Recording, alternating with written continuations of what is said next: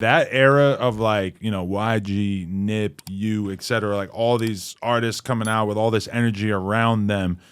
At what point did it feel like maybe that era was kind of winding down, or that it was entering into a new era? Because it's always so hard to identify what era you're in the middle of it, and usually it kind of becomes more clear to you as time goes by. I knew the moment when Mustard came to the studio, and it's me, Mustard, and my brother, and I believe Pusha Rod was in there. I'm not sure. Don't quote me. Or B More, one of them. Somebody was in there with us, and my brother KS, rest in peace. He was like, "Man, all right, Mustard. So what we doing?" And Mustard told him, he like, "Man, Teeflii want to do rap beats, and I want to do R&B. Feel me?" So it brought that whole little, you get what I'm saying? You know that sound. You get what I'm saying? That's when, like, that's why I always say, like, man, me and Mustard, like, you feel me? Like, nobody know Cat like how I, that's my dude. You know, shout out to him winning that 5. He swept that shit. Crazy. And I know how like, I know that shit like meant the world to him, because I've seen Mustard work his ass off. You get what I'm saying? I will never take away from him for being in that lab and the way that he grinds in that lab. And I'm been in there in the dungeon with him. You get what I'm saying? So I'm not immune to who he is or how he can be or what can come out of that process or whatever. You feel me? So seeing him win like that, that's big. Shout out to bro. For sure. But that sound would not be there if it wasn't for Teeflii. You get what I'm saying? Like, I'm not gonna take full credit for him, because yeah, we built the sound together. You get what I'm saying? I built a crazy sound with him, just like, as well as I did with Mike and Keys, the Futuristics. You feel me? I believe when an artist can be an artist, you feel me, and he's free to do whatever, and he don't have to worry about you saying, "Oh no, man, do that over," or this and this and that.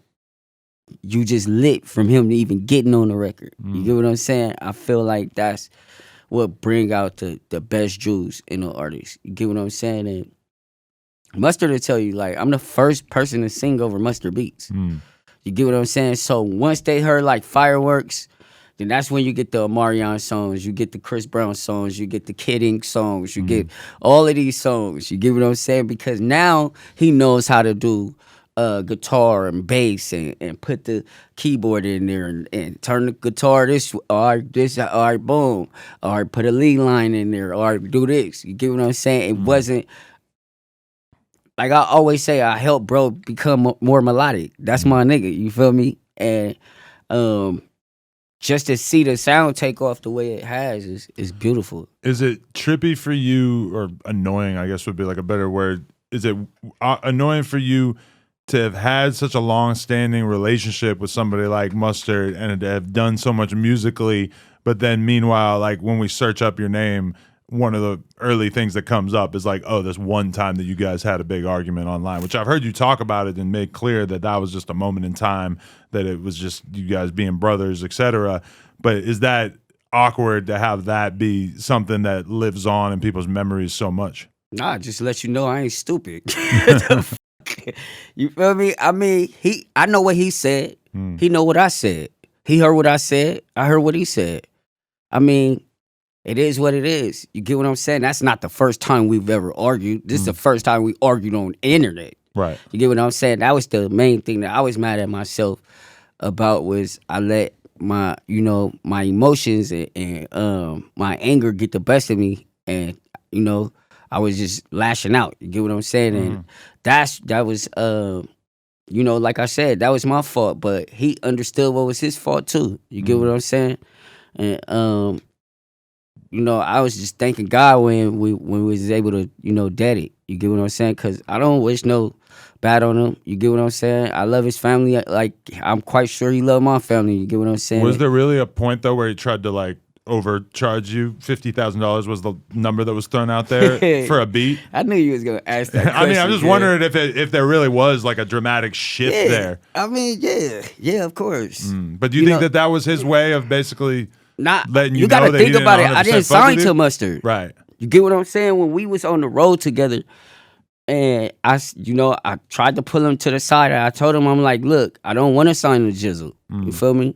I got love and respect for Jizzle, but I don't want to sign to Jizzle. I want to sign it. If anybody I want to sign to, I sign to you.